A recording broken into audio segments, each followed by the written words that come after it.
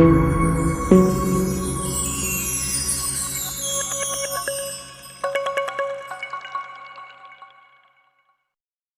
നിറഞ്ഞ മറിയമേ, നിനക്ക് സമാധാനം.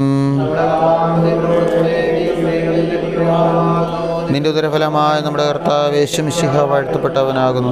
പരിശുദ്ധ മറിയമേ, തമ്പുരാൻ്റെ അമ്മേ, പാപികളായ ഞങ്ങൾക്ക് വേണ്ടി ഇപ്പോഴും എപ്പോഴും ഞങ്ങളുടെ മരണസമയത്തും തമ്പുരാനോട് അപേക്ഷിക്കണമേ. പിതാവിനും പുത്രനും പരിശുദ്ധ റൂഹായ്ക്കും സ്തുതി. നമുക്കിരിക്കാം. നമുക്കറിയാം ഇപ്പോൾ കറണ്ട് ഇല്ല. ഏതാണ്ട് 1 മണിക്കൂറിനടുത്ത് ആവുന്ന കറണ്ട് പോയിട്ട്. സാരമില്ല, മൈക്കൊക്കെ ഇങ്ങനെ പിടിച്ച് അല്ലേ. കർത്താവ് പറഞ്ഞില്ലേ, പെസഹ അപ്പം ഭക്ഷിക്കാൻ ജനത്തെ പഠിപ്പിച്ചിട്ട് ജനത്തോട് പറഞ്ഞിട്ട് കർത്താവ് എന്താ പറഞ്ഞേ, എങ്ങനെ ഭക്ഷിക്കണമെന്നാണ് പറഞ്ഞേ. പഴയ നിയമത്തിൽ ഈജിപ്തിൻ്റെ അടിമത്തത്തിൽ നിന്ന് ജനത്തെ പുറത്തേക്ക് കൊണ്ടുവരുവാൻ ദൈവമായ കർത്താവ് തീരുമാനമെടുത്ത് അങ്ങനെ മോശയോട് പറയുന്നുണ്ട്. പെസഹ അനുഷ്ഠിക്കാൻ മോശയോട് പറയുന്നുണ്ട്. മനസ്സിലായോ? അപ്പോൾ പെസഹ അനുഷ്ഠിക്കാൻ മോശയോട് പറയുമ്പോൾ എങ്ങനെ പെസഹ അപ്പം ഭക്ഷിക്കണമെന്നാണ് പറയുന്നത്? എങ്ങനെ ഭക്ഷിക്കണമെന്നാണ് പറയുന്നത്? ദൈവമേ, ബൈബിളൊന്നും വായിക്കത്തില്ലയോ? ബൈബിളുണ്ടോ? ഈ ഇരുട്ടാണെങ്കിലും ബൈബിൾ എടുക്കും കേട്ടോ നമ്മൾ. മനസ്സിലായോ? ഈ ഇരുട്ടാണെങ്കിലും നമ്മൾ ബൈബിളൊക്കെ എടുത്ത് വായിക്കും. അങ്ങനെ ഇരുട്ടെന്ന് പറഞ്ഞുകൊണ്ട് എൻ്റെ മക്കളെ, പ്രകൃതി പ്രതികൂലമാണെങ്കിലും സാഹചര്യം പ്രതികൂലമാണെങ്കിലും വിശ്വാസത്തിൽ ജീവിക്കാൻ എനിക്ക് കഴിയണം. ഹല്ലേലൂയ. അയ്യോ, ഇന്ന് മഴയാ, ഇന്ന് പള്ളിയിൽ പോകണ്ട. പലപ്പോഴും നമുക്ക് അങ്ങനെയാണല്ലോ, ഇല്ലേ? ഞാൻ ഉൾപ്പെടെ ആര്യങ്കാവെന്ന് ഞാൻ ഇറങ്ങാൻ നേരത്ത് മഴ. ഉടനെ ഞാൻ പെട്ടെന്ന് വിളിച്ചാൽ കിട്ടുന്നവരെ വിളിക്കും. റയിച്ച അല്ലെങ്കിൽ തങ്കച്ചായോ, ഇല്ലേ? ഞാൻ തങ്കച്ചെന്നാണ് വിളിക്കുന്നത്. എനിക്ക് ആ മറ്റേ പേരും ആയി വരത്തില്ല, പറയാമല്ലോ. അപ്പോൾ വിളിക്കും, അച്ഛാ ഇന്ന് മഴയാ, ഞാൻ വരണോ? അതാ, വരണോ? ഉള്ളിൽ വരണ്ടെന്ന് പറയണമെന്നാണ് എൻ്റെ ആഗ്രഹം. പക്ഷെ അത് പറയാൻ മടിയായിട്ട് വരണോ? അപ്പോൾ ഉടനെ അപ്പുറത്തുനിന്ന് എന്തായിരിക്കും പറയുന്നത്? അച്ഛാ ഇവിടെ മഴയാ, പക്ഷേ ആൾക്കാരൊക്കെ വന്നിട്ടുണ്ട്, അച്ഛന് പറ്റുമെങ്കിൽ വാന്ന് പറയും. അപ്പോൾ പിന്നെ ഞാൻ ഓടി വരും, ഇല്ലേ? ഹല്ലേലൂയ. അപ്പം നമുക്ക് അതായത് ഞാൻ പറഞ്ഞു വന്നത്, ഇരുട്ടാണെങ്കിലും അന്ധകാരമാണെങ്കിലും ബൈബിള് വായിക്കാൻ പറയും. അത് നമ്മൾ വായിക്കണം. കാരണം നമ്മൾ ഇതിൻ്റെ മുമ്പിൽ തോക്കില്ല. ഹല്ലേലൂയ. ഇതിൻ്റെ മുമ്പിൽ നമ്മൾ തോൽക്കില്ല. കാരണം എന്താ? ഈശോ പറഞ്ഞില്ലേ, മക്കളെ, ലോകത്തിൽ നിങ്ങൾക്ക് കഷ്ടപ്പാടും ദുരിതവും ഉണ്ടാകും, പക്ഷേ ഭയപ്പെടേണ്ട, ഞാൻ ലോകത്തെ ജയിച്ചിരിക്കുന്നു. ഇല്ലേ? ലോകത്തെ ജയിച്ചവനായ കർത്താവിൻ്റെ വചനമാണ് മക്കളെ നമ്മൾ കേൾക്കുന്നത്. ലോകത്തെ ജയിച്ചവനായ ഈശോയുടെ വചനമാണ് നമ്മൾ ശ്രവിക്കുന്നത്, വായിക്കുന്നത്, കാണുന്നത്. ആ ഈശോയെ നമ്മൾ സ്വീകരിക്കുന്നത്. അങ്ങനെയാണെങ്കിൽ ഒന്നിൻ്റെ മുമ്പിലും മുട്ടുമടക്കാൻ പാടില്ല. അത് പാപത്തിന് മുമ്പിൽ മുട്ടുമടക്കാൻ പാടില്ല, രോഗത്തിന് മുമ്പിൽ മുട്ടുമടക്കാൻ പാടില്ല, തകർച്ചയുടെ മുമ്പിൽ മുട്ടുമടക്കാൻ പാടില്ല. പ്രതികൂലമായ എന്ത് സാഹചര്യം വന്നാലും മക്കളെ അതിന് മുമ്പിൽ മുട്ടുമടക്കാൻ പാടില്ല. ഹല്ലേലൂയ. അപ്പോൾ നമ്മൾ ഒരുങ്ങി ജീവിക്കണം. ഇന്ന് കറണ്ടൊന്നുമില്ല, ഇല്ലേ? നമ്മൾ എന്ത് പറഞ്ഞപ്പോഴേ വന്നത്? പെസഹ അപ്പം ഭക്ഷിക്കുന്നത് എങ്ങനെയാണ് പറഞ്ഞേ? അരമുറയ്ക്ക് കയ്യിൽ വടി പിടിച്ചുകൊണ്ടാണ്. മനസ്സിലായോ? അരമുറയ്ക്ക് ചെരുപ്പ് ധരിച്ച് കയ്യിൽ വടി പിടിച്ചുകൊണ്ട് നിങ്ങൾ പെസഹ ഭക്ഷിക്കണം. അതായത് കർത്താവ് ഇറങ്ങാൻ പറയുമ്പോൾ ഇറങ്ങിക്കോണം. അന്നേരം പിന്നെ അയ്യോ ഇച്ചിരി കഷ്ണം കൂടെ ഉണ്ട്, ചിക്കൻ്റെ കാല് അവിടെ ഇരിക്കുന്നത്, കഴിച്ചോട്ടെന്നും പറയാനിക്കല്ലേ. മനസ്സിലായി? കർത്താവ് ഇറങ്ങാൻ പറയുമ്പോൾ ഇറങ്ങിക്കോണം. അങ്ങനെ ആ ഒരുക്കത്തോടെ ആയിരിക്കണം. മനസ്സിലായോ? അതുകൊണ്ട് കയ്യിൽ മൈക്കൊക്കെ പിടിച്ചിങ്ങനെ നിൽക്കുക. പിന്നെ മാത്രമല്ല, ഞാൻ നേരത്തെ പറഞ്ഞാൽ ഇത് ശീലമായിപ്പോയി.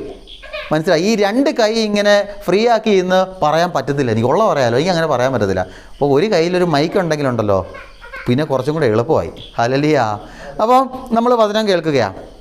പ്രിയമുള്ള മക്കളെ, അപ്പോൾ ഒരുങ്ങി നമ്മൾ ആയിരിക്കണം. പ്രത്യേകിച്ച് ഈ ഒരു പ്രതികൂല സാഹചര്യത്തിൽ പോലും നമ്മൾ ദൈവത്തിൻ്റെ വിശ്വാസം മുറുകെ പിടിക്കണം. ഹല്ലേലൂയ.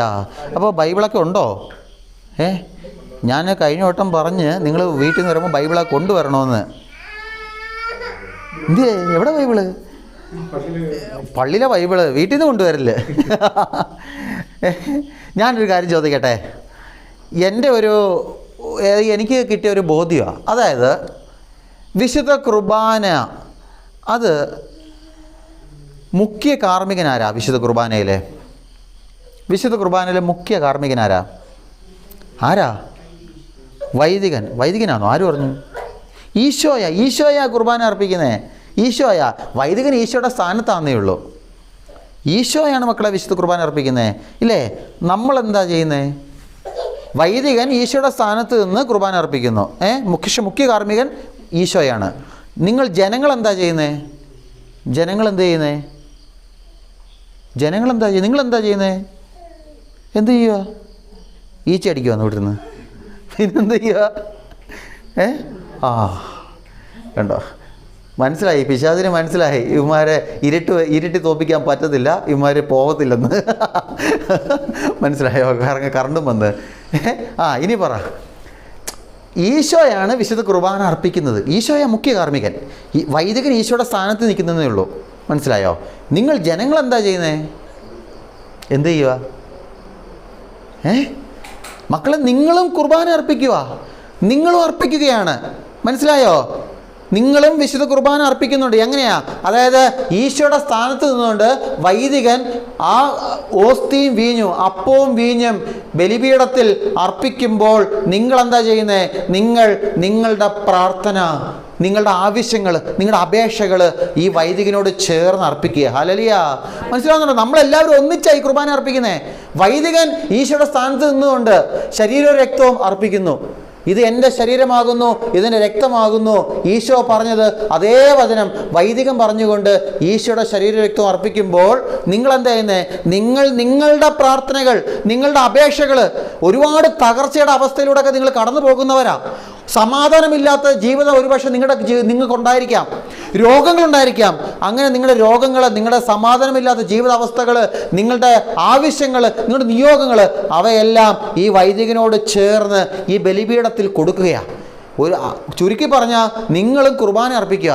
അതുകൊണ്ടാണ് എനിക്ക് കിട്ടിയൊരു ബോധ്യം, അതുകൊണ്ടാണ് വിശുദ്ധ കുർബാനയിൽ വൈദികനോടൊപ്പം തന്നെ പ്രാർത്ഥന ചൊല്ലാനുള്ള പ്രാർത്ഥന ആർക്കും കൂടെ ഉണ്ട്. നിങ്ങൾക്ക് ജനത്തിനുമുണ്ട്. വിശുദ്ധ കുർബാനയിൽ വൈദികം മാത്രമല്ലല്ലോ പ്രാർത്ഥന ചൊല്ലുന്നേ. അല്ല, വൈദികം മാത്രം ചൊല്ലിപ്പോവല്ല. വൈദികനൊരു പ്രാർത്ഥന കഴിഞ്ഞാൽ ഒന്നുകിൽ ഒരു ആമീൻ, അല്ലെങ്കിൽ ഒരു ബാർക്കിമോർ, അല്ലെങ്കിൽ 1, 2, 3, 4, 5 സെൻറ്റൻസ് കൊള്ളുന്ന ഒരു പ്രാർത്ഥന ഇല്ലേ, നിങ്ങൾക്കും ചൊല്ലാനുണ്ട്. നിങ്ങളും വിശുദ്ധ കുർബാന അർപ്പകരല്ലെങ്കിൽ നിങ്ങൾക്ക് വെറുതെ നിന്നാൽ മതി. അല്ല, നിങ്ങളും അർപ്പിക്കുന്നുണ്ട്. അതിൻ്റെ ഭാഗമായിട്ടാണ് നിങ്ങളും ഈ കുർബാനയിൽ എന്ത് ചെയ്യുന്നത്? നിങ്ങൾക്ക് ചൊല്ലാൻ സഭ പ്രാർത്ഥന ഈ കുർബാനയിൽ വെച്ചിരിക്കുന്നത്. ഹല്ലേലൂയ, യേശുവേ സ്തോത്രം. അതുപോലെ തന്നെയാണ് വചന ശുശ്രൂഷയും.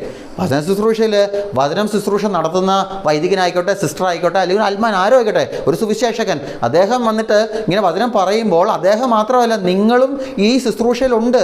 അതുകൊണ്ടാണ് നിങ്ങളുടെ അടുത്തും ബൈബിൾ വായിക്കണം, നിങ്ങൾ ബൈബിൾ തുറക്കണം, ബൈബിൾ വായിക്കണം, ഉറങ്ങാതിരിക്കണമെന്നൊക്കെ പറയുന്നത്, എഴുന്നേറ്റ് ഓടരുതെന്നൊക്കെ പറയുന്നത് എന്തുകൊണ്ടാണ്? നിങ്ങളും ഇതിൽ പങ്കുകൊള്ളുക. മനസ്സിലായോ? നിങ്ങളിതിൽ പങ്കുകൊള്ളുക. അപ്പോൾ നമ്മുടെ വിഷയത്തിലേക്ക് പെട്ടെന്ന് കയറാം, ഒരുപാട് ഇരുട്ടുന്നില്ല. മനസ്സിലായോ? നമുക്ക് പെട്ടെന്ന് വിഷയത്തിലേക്ക് കയറാം. അതായത് ഞാൻ പറയാൻ ആഗ്രഹിക്കുന്ന വിഷയം എന്ന് പറയുന്നത് തിരുഹൃദയ തിരുനാളിനെ പറ്റിയാണ്. നമുക്കറിയാം തിരുഹൃദയ തിരുനാൾ ഈ നമ്മളിപ്പം കഴിഞ്ഞ ദിവസമാണ് നമ്മൾ തിരുഹൃദയ തിരുനാൾ ആഘോഷിച്ചത്, ഇല്ലേ? അപ്പം തിരുഹൃദയ തിരുനാൾ നമ്മൾ ആഘോഷിച്ചു. ഒരു കാര്യം മനസ്സിലാക്കേണ്ടത്, എനിക്ക് മനസ്സിലായൊരു കാര്യം, നമ്മുടെയൊക്കെ കൂടുതലും ക്രിസ്ത്യാനികളുടെ വീട്ടിൽ ഏറ്റവും കൂടുതലുള്ളത് എനിക്ക് തോന്നുന്നു തിരുഹൃദയ ചിത്രമാണ് ഈശോയുടെ, ഇല്ലേ? അതായത് ഈശോയുടെ കുത്തി തുളയ്ക്കപ്പെട്ട ചോര ഇറ്റിറ്റ് വീഴുന്ന ഒരു ഹൃദയം കാണിച്ചുകൊണ്ടുള്ള ഒരു ഈശോയുടെ ചിത്രം, ഇല്ലേ? നമ്മുടെ കൂടുതലും ക്രിസ്ത്യാനികളുടെ വീട്ടിൽ അതാ ചിത്രം ഉപയോഗിക്കുന്നത്. മനസ്സിലായോ? അപ്പോൾ തിരുഹൃദയ ചിത്രമാണ്. ഇതിന് ചരിത്രം നിങ്ങൾക്കറിയാമോ? ഇതിങ്ങനെ എങ്ങനെ ഈ ചിത്രം വന്നു, എങ്ങനെ ഈ തിരുഹൃദയ തിരുനാൾ വന്നു? ഇത് ചരിത്രം അറിയാമോ നിങ്ങൾക്ക്? അത് ഞാൻ കുറച്ച് സമയം കൊണ്ട് ഞാൻ പറഞ്ഞുതരാം. അതായത് ചരിത്രം എങ്ങനെയാണ്? വിശുദ്ധ കുർബാനയുടെ തിരുനാൾ കഴിഞ്ഞ് വരുന്ന എട്ടാം ദിവസം വരുന്ന വെള്ളിയാഴ്ചയാണ് തിരുഹൃദയ തിരുനാൾ നാം ആഘോഷിക്കുന്നത്. മനസ്സിലായോ? വിശുദ്ധ കുർബാനയുടെ തിരുനാൾ, ആ തിരുനാൾ കഴിഞ്ഞ് വരുന്ന എട്ടാം ദിവസം ഒരു വെള്ളിയാഴ്ച, ആ വെള്ളിയാഴ്ചയാണ് നമ്മൾ തിരുഹൃദയ തിരുനാൾ ആഘോഷിക്കുന്നത്.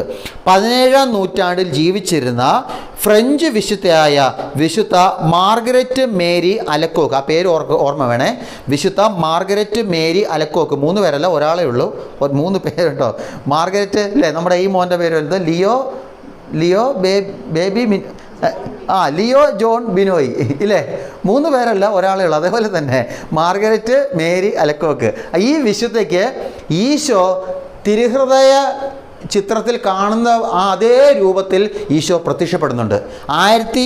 1673 മുതൽ 1675 വരെയുള്ള വർഷങ്ങളിൽ ഈശോ തിരുഹൃദയ ചിത്രത്തിൽ കാണുന്ന അതേ രൂപത്തിൽ ഈ വിശുദ്ധയ്ക്ക്, മാർഗരറ്റ് മേരി അലക്കോക്ക് എന്ന വിശുദ്ധയ്ക്ക് പ്രത്യക്ഷപ്പെടുന്നുണ്ട്. അങ്ങനെ ഈശോ പ്രത്യക്ഷപ്പെട്ടിട്ട് 3 കാര്യങ്ങൾ ഈശോ വിശുദ്ധയോട് പറയുന്നു. 3 കാര്യങ്ങൾ നിങ്ങൾ നിർബന്ധമായും ചെയ്യണം. അത് ഈശോ ഈ വിശുദ്ധയോട് പറയുക. ആ 3 കാര്യങ്ങൾ ഇവയൊക്കെയാണ്. ഒന്നാമത്തത്, മാസാദ്യ വെള്ളിയാഴ്ചകളിൽ വിശുദ്ധ കുർബാന സ്വീകരിക്കണം. ഹല്ലേലൂയ. മാസാദ്യ വെള്ളിയാഴ്ചകളിൽ വിശുദ്ധ കുർബാന സ്വീകരിക്കണം. വിശുദ്ധ കുർബാനയിൽ പങ്കെടുക്കണമെന്നാണോ? അല്ല. ഈശോ എന്താ പറഞ്ഞേ? വിശുദ്ധ കുർബാനയെ സ്വീകരിക്കണം. പലപ്പോഴും നമ്മുടെയൊക്കെ പല വിശ്വാസികൾ, ഇത് ഞാൻ നിങ്ങളെ ഉദ്ദേശിച്ച് മാത്രം, നിങ്ങളോട് മാത്രമല്ല, ഇത് യൂട്യൂബിൽ അപ്ലോഡ് ചെയ്യുമ്പോൾ ഇത് കേൾക്കുന്ന ഒരുപാട് പേര്, ദൈവം സഹായിച്ച് എൻ്റെ വീഡിയോ 1000, 2000, 50,000 പേരൊന്നും കാണുന്നില്ല. ആകെ 100, 150, 200 പേരൊക്കെ മാക്സിമം കാണുന്നുള്ളൂ. എങ്കിൽ പോലും അത്രയെങ്കിലും കാണുന്നുണ്ടല്ലോ, ഇല്ലേ? ദൈവമേ സ്തോത്രം. അപ്പോൾ ആ കാണുന്നവരിൽ പല തരക്കാരുണ്ട്, ഇല്ലേ? വെറും വിശ്വാസികളുണ്ട്, പിന്നെ എന്താ പറയുന്നത്, വെറും വിശ്വാസികളുണ്ട്, ആഴമായ വിശ്വാസികളുണ്ട്. മനസ്സിലായോ? അപ്പോൾ ഈ വെറും വിശ്വാസികളൊക്കെ കേൾക്കാൻ വേണ്ടിയാ. അതായത് പലപ്പോഴും നമുക്കൊക്കെ ഒരു ധാരണയുണ്ട്, ഞായറാഴ്ച കുർബാനയ്ക്ക് വന്നാൽ മതി, നമ്മൾ രക്ഷപ്പെട്ടു. മനസ്സിലായോ? കുർബാനയ്ക്ക് വന്നാൽ മതി, രക്ഷപ്പെട്ടു. ഇങ്ങനൊരു വിശ്വാസം, ചിന്ത പലപ്പോഴും നമ്മുടെ പല വിശ്വാസികളുടെ ജീവിതത്തിലുണ്ട്. അവരൊക്കെ വെറും വിശ്വാസികളാണ്. ഈശോ പറയുന്നത് എന്താ? ഈശോ പറയാ, മാസാദ്യ വെള്ളിയാഴ്ചകളിൽ നീ വിശുദ്ധ കുർബാന സ്വീകരിക്കണമെന്ന് പറഞ്ഞേ, പങ്കെടുക്കണമെന്നല്ല. പങ്കെടുത്തിട്ട് കാര്യമില്ല. അതുകൊണ്ട് ഞാൻ പലപ്പോഴും എൻ്റെ പള്ളികളിൽ പറയുന്ന ഒരു കാര്യമുണ്ട്. അതായത് കല്യാണത്തിന് വന്നിട്ട് കല്യാണ സദ്യ കൂട്ടാതെ പോകുന്ന പോലെയാ വിശുദ്ധ കുർബാനയ്ക്ക് വന്നിട്ട് വിശുദ്ധ കുർബാന സ്വീകരിക്കാതെ പോകുന്നതെന്ന്. മനസ്സിലായോ? വിവാഹത്തിന് വന്നു, കല്യാണത്തിന് പോയി, പക്ഷേ കല്യാണ സദ്യ ആയപ്പോൾ ഞാൻ ഇറങ്ങിപ്പോയി. ഇതേപോലെയാ കുർബാനയ്ക്ക് വന്നിട്ട് ഞാൻ കുർബാന സ്വീകരിക്കാതെ പോയാ. എൻ്റെ മക്കളെ, വിശുദ്ധ കുർബാനയ്ക്ക് വന്നതുകൊണ്ട് എനിക്കൊരു പ്രയോജനം കിട്ടില്ല.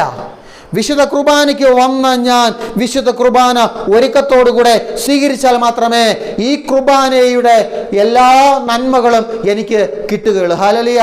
അതുകൊണ്ട് അല്ലെങ്കിൽ ഈശോയ്ക്ക് പറയായിരുന്നു, നീ മാസാദ്യ വെള്ളിയാഴ്ച കുർബാനയ്ക്ക് വന്നാൽ മതി എന്ന് പറഞ്ഞാൽ മതിയായി. അല്ല, അങ്ങനെയല്ല പറയുന്നത്. നീ മാസാദ്യ വെള്ളിയാഴ്ചയിൽ വിശുദ്ധ കുർബാന സ്വീകരിക്കണം. പലപ്പോഴും നമ്മുടെ കൂടുതൽ പേര്, വളരെ ചുരുക്കം പേരെ ഇന്ന് നമ്മുടെ പല പള്ളികളിലും വിശുദ്ധ കുർബാന മുമ്പോട്ട് വന്ന് സ്വീകരിക്കുന്നുള്ളൂ. പലരും വന്ന് കാഴ്ചക്കാരെ പോലെ വന്നു, കുർബാന പങ്കെടുത്തു, ഞായറാഴ്ച തീർത്തു, ഇറങ്ങിപ്പോയി. അങ്ങനല്ല, സ്വീകരിക്കണം മക്കളെ. അത് നിങ്ങളോടും എന്നെ കാണുന്ന എല്ലാവരോടും എനിക്ക് പറയാനുള്ളത്, വിശുദ്ധ കുർബാനയ്ക്ക് വന്നതുകൊണ്ട് കാര്യമില്ല, വന്നിട്ട് നീ ഒരുക്കത്തോടെ ഈ കുർബാന സ്വീകരിക്കണം. രണ്ടാമത് ഈശോ ഈ വിശുദ്ധയോട് പറയാണ്, വ്യാഴാഴ്ചകളിൽ ദിവ്യകാരുണ്യ ആരാധന നടത്തണം. വ്യാഴാഴ്ചകളിൽ, അതായത് ദിവ്യകാരുണ്യ ആരാധന, അതായത് ഇപ്പം നമ്മളെ സംബന്ധിച്ച് ദൈവം സഹായിച്ച് നമുക്ക് ഒരുപാട് ദിവ്യകാരുണ്യ ചാപ്പലുകളുണ്ട്. ഒരുപാട് സ്ഥലങ്ങളുണ്ട്. നമ്മൾ യാത്ര ചെയ്യുന്ന വഴികളിലൊക്കെ ദിവ്യകാരുണ്യ ചാപ്പലുണ്ട്. എൻ്റെ പ്രിയമുള്ള മക്കളെ, ഒരു പക്ഷേ വ്യാഴാഴ്ചകളിൽ ഇവിടെ കുർബാന ഇല്ലായിരിക്കാം, നിങ്ങളുടെ ഈ ദേവാലയത്തിൽ വ്യാഴാഴ്ച കുർബാന ഇല്ലായിരിക്കാം. പക്ഷേ നിങ്ങൾ യാത്ര ചെയ്യുന്ന ഇടത്ത് നിങ്ങൾ യാത്ര ചെയ്യുമ്പോൾ എവിടെയെങ്കിലും ദിവ്യകാരുണ്യ ചാപ്പൽ നിങ്ങൾ കണ്ടിട്ടുണ്ടെങ്കിൽ, എൻ്റെ പ്രിയമുള്ള മക്കളെ, ഞാൻ പറയട്ടെ, നിങ്ങൾക്ക് ചെയ്താൽ നല്ലത്. ഞാൻ നിർബന്ധിച്ച് പറയുകയില്ല, ചെയ്താൽ നല്ലത്. അതായത് നിങ്ങൾ യാത്ര ചെയ്യുന്ന ഇടത്ത് ഒരു ദിവ്യകാരുണ്യ ചാപ്പൽ നിങ്ങൾ കണ്ടാൽ, നിങ്ങൾ യാത്ര അവിടെ നിർത്തിയിട്ട് ഒരു 10 മിനിറ്റോ അല്ല 15 മിനിറ്റെങ്കിലും ആ ചാപ്പലിൽ പോയിരുന്ന് പ്രാർത്ഥിച്ചിട്ട് ഒന്ന് സ്തുതിച്ചിട്ട് നിങ്ങൾ യാത്ര തുടരും. വീണ്ടും ഒരു നഷ്ടം ഉണ്ടാകില്ല, ഒരു നഷ്ടവും നിങ്ങളുടെ ജീവിതത്തിൽ ഉണ്ടാകില്ല. അതിൻ്റെ നേട്ടമേ ഉണ്ടാകൂ. ഞാൻ വെറുതെ പറയുന്നില്ല. ഒരുപാട് പേര് അങ്ങനെ, എൻ്റെ പ്രിയ മക്കളെ, അങ്ങനെ ജീവിക്കുന്നുണ്ട്. അങ്ങനെ വിശ്വാസത്തിൽ ജീവിക്കുന്നുണ്ട്. അതുപോലുള്ള വിശ്വാസത്തിൽ ജീവിക്കുന്നുണ്ട്. ഒരുപക്ഷെ മനസ്സിൽ ഒരുപാട് വിഷമവും സങ്കടവും വെച്ചുകൊണ്ടായിരിക്കും യാത്ര ചെയ്യുന്നത്. ഒരുപക്ഷെ ചില ആവശ്യങ്ങൾക്ക് വേണ്ടിയായിരിക്കും നിങ്ങൾ പോകുന്നത്. ഓക്കെ, നല്ലതാ, പൊയ്ക്കോ. പക്ഷേ ആ പോകുന്ന വഴിയിൽ നിങ്ങൾക്ക് നിന്ന് അനേക സ്ഥലങ്ങളിൽ ദിവ്യകാരുണ്യ ചാപ്പലുണ്ട്, അല്ലെങ്കിൽ അനേക ഇടങ്ങളിൽ പരിശുദ്ധ കത്തോലിക്ക ദേവാലയം, വിശുദ്ധ കുർബാന സൂക്ഷിച്ചിരിക്കുന്ന പരിശുദ്ധ കത്തോലിക്ക ദേവാലയമുണ്ട്. ആ ദേവാലയത്തിന് മുമ്പിൽ പോയി 5, 10, 15 മിനിറ്റ് ഒന്ന് പ്രാർത്ഥിച്ചിട്ട് നിങ്ങൾ നിങ്ങളുടെ യാത്ര തുടരുക. നിങ്ങൾക്ക് അതിൻ്റെ പേരിൽ ഒരു പക്ഷേ സമയനഷ്ടം ഉണ്ടാകാം, പക്ഷേ വേറെ മാരകമായ ഒരു നഷ്ടവും നിങ്ങൾക്ക് ഉണ്ടാകില്ല. സമയനഷ്ടം ഉണ്ടാകാം, അതായത് 9:00 എത്തേണ്ട നിങ്ങൾ ഒരു പക്ഷേ 9:45 സമയനഷ്ടം ഉണ്ടാകാം, പക്ഷേ അതിനേക്കാളും വലിയ നഷ്ടമൊന്നും ഉണ്ടാകില്ല. മനസ്സിലായോ? വേറെ ഒരു നഷ്ടവും, സാമ്പത്തികമായൊരു നഷ്ടമോ അല്ലെങ്കിൽ അങ്ങനെ ഒന്നും ഉണ്ടാകില്ല. അപ്പോൾ ഈശോ പറയാണ് വ്യാഴാഴ്ചകളിൽ ദിവ്യകാരുണ്യ ആരാധന നടത്തുക. മൂന്നാമത് ഈശോ പറയാ തിരുഹൃദയ തിരുനാൾ ആഘോഷിക്കുക. ഹല്ലേലൂയ! തിരുഹൃദയ തിരുനാൾ ആഘോഷിക്കുക. അപ്പോൾ 3 കാര്യങ്ങളാണ് ഈശോ പറയുന്നത്. ഒന്നെന്താ? വിശുദ്ധ കുർബാന, മാസാദ്യ വെള്ളിയാഴ്ചകളിൽ വിശുദ്ധ കുർബാന സ്വീകരിക്കണം. 2, വ്യാഴാഴ്ചകളിൽ ദിവ്യകാരുണ്യ ആരാധന നടത്തണം. 3, തിരുഹൃദയ തിരുനാൾ ആഘോഷിക്കണം. അപ്പോൾ ഈ വിശുദ്ധയ്ക്ക്, ഈ വിശുദ്ധ മാർഗരറ്റ് മേരി അലക്കോക്കിന് ഈശോ പ്രത്യക്ഷപ്പെട്ടിട്ട് ഈശോയുടെ നിർദ്ദേശം അനുസരിച്ചാണ് എന്ത് ചെയ്യുന്നത്? ഈ ചിത്രം വരയ്ക്കുന്നത്. അതായത് ഈശോ ഈ വിശുദ്ധയ്ക്ക് പ്രത്യക്ഷപ്പെട്ട അതേ രൂപത്തിൽ ഈശോ ആവശ്യപ്പെട്ടതനുസരിച്ച് വിശുദ്ധയുടെ വാക്ക് കേട്ടാണ് എന്ത് ചെയ്യുന്നത്? ഈ ചിത്രം വരയ്ക്കുന്നത്. ഈ നമ്മുടെ ഭവനങ്ങളിലൊക്കെയുള്ള തിരുഹൃദയ ചിത്രം വരയ്ക്കുന്നത്. 1856 ഈ തിരുഹൃദയ തിരുനാൾ പരിശുദ്ധ കത്തോലിക്ക സഭ, സാർവത്രിക സഭ മുഴുവനും ഈ തിരുനാൾ ആഘോഷിക്കണമെന്ന് കൽപ്പന പുറപ്പെടുവിക്കുന്നത്. ഹല്ലേലൂയ! അപ്പോൾ ഇതാണ് നമ്മുടെ ഈ ഒരു തിരുഹൃദയ തിരുനാളിൽ ഒരു ചരിത്രം എന്ന് പറയുന്നത്. മനസ്സിലായോ? ഇനി നമ്മൾ ഈ തിരുഹൃദയ തിരുനാളിലായിരിക്കുമ്പോൾ പ്രത്യേകിച്ച് ഈ ഒരു ജൂൺ മാസം തിരുഹൃദയ മാസമായിട്ട് സഭ പ്രഖ്യാപിച്ചിരിക്കുക. അപ്പോൾ ഈ ഒരു മാസം മുഴുവൻ ഈശോയുടെ തിരുഹൃദയത്തിലേക്ക് നമ്മളെ ചേർക്കണം. നമ്മൾ നല്ലൊരു പ്രാർത്ഥന തിരുഹൃദയ തിരുനാളിൽ നമ്മൾ നല്ലൊരു പ്രാർത്ഥന സത്യം പറഞ്ഞാൽ നമ്മൾ പ്രാർത്ഥിക്കും. പലപ്പോഴും നമ്മൾ എപ്പോഴും പ്രാർത്ഥിക്കുന്ന ഒരു പ്രാർത്ഥനയാണ്. എന്നറിയാമോ? കർത്താവേ എൻ്റെ ഹൃദയം, പ്രാർത്ഥിക്കാറുണ്ട് നിങ്ങൾ? കർത്താവേ എൻ്റെ ഹൃദയം നിൻ്റെ ഹൃദയത്തിന് ഒത്തതാക്കി മാറ്റണേ എന്ന് പ്രാർത്ഥിച്ചിട്ടുണ്ടോ? അങ്ങനെ ഇല്ലേ? എൻ്റെ മക്കളെ, നല്ലൊരു പ്രാർത്ഥനയത്. കർത്താവേ എൻ്റെ ഹൃദയം നിൻ്റെ ഹൃദയത്തിന് ഒത്തതാക്കി മാറ്റണേന്നാ. മനസ്സിലായോ? നമ്മളൊക്കെ അങ്ങനെയൊക്കെ പ്രാർത്ഥിക്കാറുണ്ട്. ആ ഒരു പ്രാർത്ഥന നല്ല മനോഹരമായൊരു പ്രാർത്ഥനയാണ്. മനസ്സിലായോ? എൻ്റെ പ്രിയ മക്കളെ, ആ പ്രാർത്ഥനയൊക്കെ പ്രാർത്ഥിക്കണം. അപ്പോൾ എനിക്ക് ഈ തിരുഹൃദയ തിരുനാൾ നമ്മളായിരിക്കും, പ്രത്യേകിച്ച് സഭ പറയുകയാണ് ഈ ഒരു ജൂൺ മാസം തിരുഹൃദയ മാസമായിട്ട് പ്രഖ്യാപിച്ചിരിക്കുമ്പോൾ എൻ്റെ പ്രിയ മക്കളെ, ഈ ഒരു മാസം മുഴുവൻ നിങ്ങൾ ഈ പ്രാർത്ഥന എല്ലാ ദിവസവും രാവിലെയും വൈകിട്ടും മുടങ്ങാതെ ചൊല്ലണം. അത് നിങ്ങൾക്ക് ഒരു നഷ്ടം ഉണ്ടാകില്ല, അനുഗ്രഹമേ കിട്ടൂ. കർത്താവേ എൻ്റെ ഹൃദയം നിൻ്റെ ഹൃദയത്തിന് ഒത്തതാക്കി മാറ്റണമേ, ഇത് നമ്മൾ പ്രാർത്ഥിക്കണം. അപ്പോൾ ഈ തിരുഹൃദയ തിരുനാൾ നമ്മളായിരിക്കുമ്പോൾ ഇതിന് ചേരുന്ന ഒരു ബൈബിൾ വാക്യമുണ്ട്. അത് നമ്മൾ എടുക്കാൻ പോവുകയാണ്. അതായത് എസെക്കിയേൽ 11:19 ഒന്ന് എടുക്കാമോ? എസെക്കിയേൽ 11:19 അവർക്ക് ഞാൻ ഒരു പുതിയ ഹൃദയം നൽകും, ഒരു പുതിയ ചൈതന്യം അവരിൽ ഞാൻ നിക്ഷേപിക്കും, അവരുടെ ശരീരത്തിൽ നിന്ന് ശിലാഹൃദയം എടുത്തു മാറ്റി മാംസള ഹൃദയം ഞാൻ കൊടുക്കും. ഹല്ലേലൂയ! യേശുവേ സ്തോത്രം. അപ്പോൾ കർത്താവ് പറയുക അവർക്ക് ഞാൻ ഒരു പുതിയ ഹൃദയം നൽകും. എന്ത് ഹൃദയമാ? ഒരു പുതിയ ചൈതന്യം അവരിൽ ഞാൻ നിക്ഷേപിക്കും, അവരുടെ ശരീരത്തിൽ നിന്ന് ശിലാഹൃദയം, അതായത് കല്ലുപോലുള്ള ഹൃദയം. ശിലാഹൃദയം ഞാൻ കുറച്ചും കൂടെ പറഞ്ഞുതരാം. എങ്ങനെ ശിലാഹൃദയമാകും എന്നുള്ളത് ഞാൻ പറഞ്ഞുതരാം. ശിലാഹൃദയം എടുത്തു മാറ്റി ഒരു മാംസള ഹൃദയം ഞാൻ കൊടുക്കും. ഈ ശിലാഹൃദയം എന്ന് പറഞ്ഞാൽ നിങ്ങളുടെ കാഴ്ചപ്പാടിൽ എന്നാ ഹൃദയമാണ്? അതായത് നമ്മുടെ ഹൃദയം, ശില എന്ന് പറഞ്ഞാൽ എന്താ? കല്ല് ഇല്ലേ? അതായത് എന്നിൽ നിന്ന് ശിലാഹൃദയം എടുത്തു മാറ്റും കർത്താവ്. മാറ്റിയിട്ട് മാംസള ഹൃദയം തരുമെന്നാണ് പറഞ്ഞേ. എൻ്റെ ഹൃദയം കല്ലാണോ? സത്യം പറ. നിങ്ങൾ തന്നെ പറ.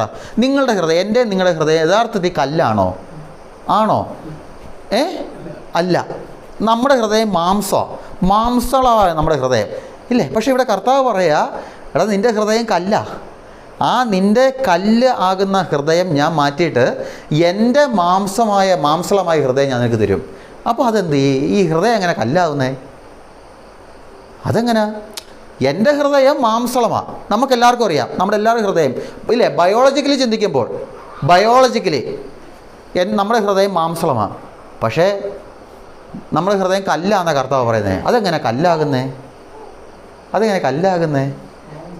ഒരു പാട്ടുണ്ടല്ലോ, കല്ലാണ് നെഞ്ചിലെന്നല്ലേ. അതെങ്ങനെ കല്ലാകുന്നത്? എങ്ങനെ? വിശ്വാസം മന്ദീഭവിക്കുമ്പോൾ. വേറെ എന്തെങ്കിലും ഉണ്ടോ? വിശ്വാസം മന്ദീഭവിക്കുമ്പോൾ ഇല്ല. അതിനേക്കാളും കുറച്ചും കൂടെ കഠോരമായ ഒരു പ്രവൃത്തിയുണ്ട്. പാപം ചെയ്യുമ്പോഴാണ് നമ്മുടെ ഹൃദയം കല്ലായി തീരുന്നേ. മനസ്സിലായോ? അതെങ്ങനെയാ? വീണ്ടും ഉണ്ട്. അതായത് ഇതെത്ര? എസെക്കിയേൽ 11:19 ഇല്ല, എസെക്കിയേൽ 11:19. അപ്പോൾ കർത്താവ് പറയാ, എടാ നിന്റെ ഹൃദയം പാപം മൂലം കല്ല് പോലെ ഇരിക്കുന്നത്. ഈ കല്ല് പോലുള്ള ഹൃദയം കൊണ്ട് ജീവിച്ചിട്ട് നിനക്കൊരു നന്മയും കിട്ടാൻ പോകുന്നില്ല, ഒരു പ്രയോജനമില്ല. ഈ കല്ല് പോലുള്ള ഹൃദയം നീ എപ്പോൾ മാറ്റാൻ ആഗ്രഹിക്കുന്നുവോ അപ്പോൾ നിന്റെ മേൽ ഈ ഞാൻ മാംസളമായി ഹൃദയം തരുമെന്നാ പറഞ്ഞേ. അപ്പൊ ഈ കല്ല് പോലുള്ള ഹൃദയം മാറണമെങ്കിൽ എന്ത് ചെയ്യണം? ഞാൻ പാപം ഉപേക്ഷിക്കണം. പാപം ചെയ്തിട്ടാണല്ലോ എൻ്റെ ഹൃദയം കല്ലായത്. അങ്ങനെയാണെങ്കിൽ ഈ കല്ലായ ഹൃദയം മാംസളമാകണമെങ്കിൽ എന്ത് ചെയ്യണം? ഒറ്റ ഉത്തരവേ ഉള്ളൂ, ഞാൻ പാപം ഉപേക്ഷിക്കണം. അല്ലാതെ വേറെ വഴിയില്ല. പാപം ഉപേക്ഷിച്ചേ പറ്റൂ. അത് വചനമുണ്ട്. എസെക്കിയേൽ 11:18. നമ്മളിപ്പോൾ വായിച്ചത് എസെക്കിയേൽ 11:19. 11:19 കർത്താവ് പറയുന്നത്, നിന്റെ ശിലാഹൃദയം ഞാൻ എടുത്തു മാറ്റിയിട്ട് മാംസള ഹൃദയം തരും. അതിൻ്റെ കണ്ടീഷൻ ഉണ്ട്. ആ കണ്ടീഷൻ എന്താ? പാപം ഉപേക്ഷിക്കണം. അതാണ് കണ്ടീഷൻ. അത് ഈശോ കർത്താവ് തന്നെ പറയുന്നുണ്ട്. എസെക്കിയേൽ 11:18 തൊട്ട് മേലുള്ള വാക്യം 11:18 ഒന്നെടുക്കാമോ? അവിടെ വരുമ്പോൾ